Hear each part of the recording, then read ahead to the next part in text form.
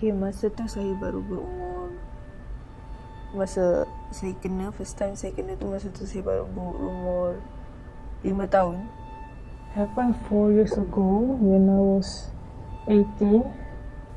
I have a friend, a male friend. He was inviting me to go for a movie, and he said that he was going to bring other friends with us. But in that, instead he lied, and he said, and it was just the two of us. Sepanjang saya daripada 5 tahun tu sampai saya dah 3 lah, saya kena jadi mangsa cabul daripada seorang atuk saudara saya sendiri.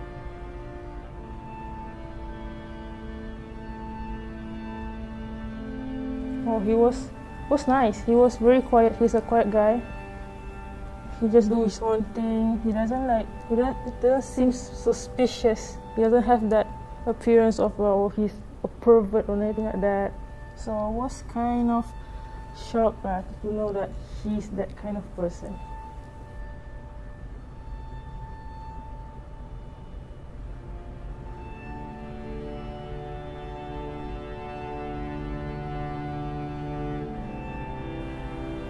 Okay, saya start jadi masa cabul tu masa saya umur 5 tahun. Sampai darjah 3, benda ni baru terbongkar, baru ahli keluarga saya dapat tahu yang saya kena cabul ni oleh atuk saudara saya sendiri. Masa tu bukan saya seorang je masa keadaan ni. Majoriti saya punya sepupu saudara mara sendiri yang kena, yang lingkungan umur lebih kurang macam saya lah. When rape happens, it's often very common where the first response to such an incident is to ask, what was the survivor wearing? Why was she out late at night? Why had she done certain things that implies that some way or another she's at fault for the crime that had been committed against her. So this is, very, very damaging because it essentially shifts the blame from the perpetrator to the survivor, and because of this, it makes it even harder for a survivor to come forward because she may, internalize the victim blaming and feel that somehow she's at fault.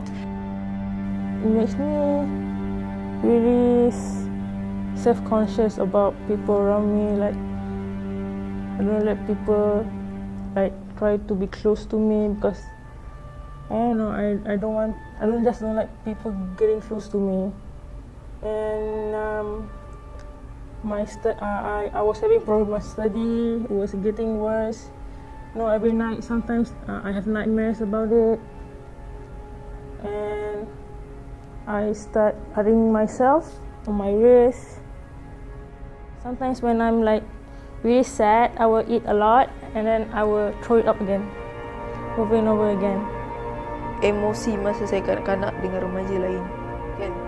Remaja ni lebih emosional, nak berbanding dengan kanak-kanak kita tak tahu apa-apa. Kita tahu apa yang kita buat tak salah.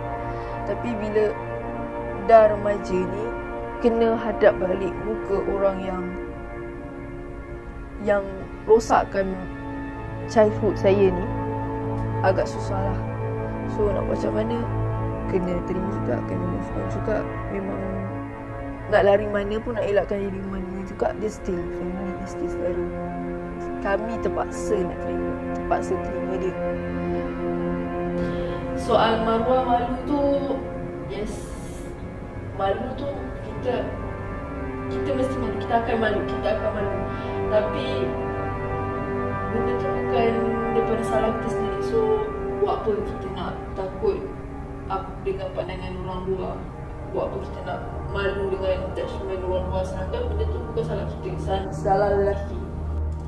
I always love cooking and baking since I was a kid, and when I was younger, I always have the idea back in my mind that I'm going to be a cook or a chef. So when I apply for my new college, and I knew that this is my time to pick up the pieces lah. I want to be successful and show everyone that, you know, this girl who was a very like slow learner, I would say.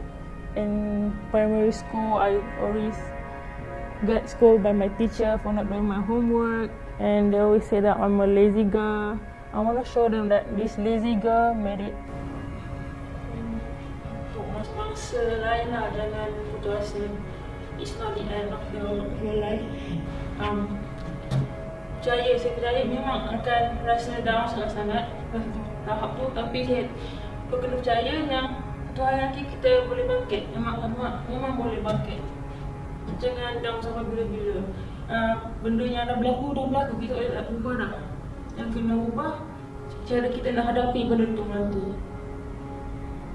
Macam mana kita teruskan, macam mana kita nak hadapi situation yang emosi, trauma, fobia kita hadap tu.